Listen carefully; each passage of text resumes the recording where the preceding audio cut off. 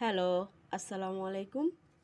এই যে আপনারা সবাই দেখতে পাচ্ছেন জলপাইগুলো একটু আগে গাছ থেকে পেড়ে নিয়ে আসা হলো আচারের জন্য। জলপাই আচার দেব।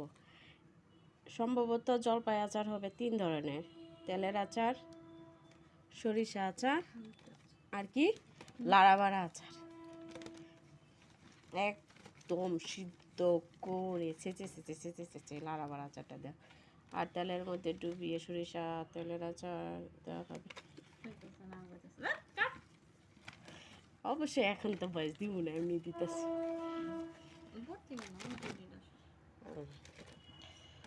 কতগুলো আচার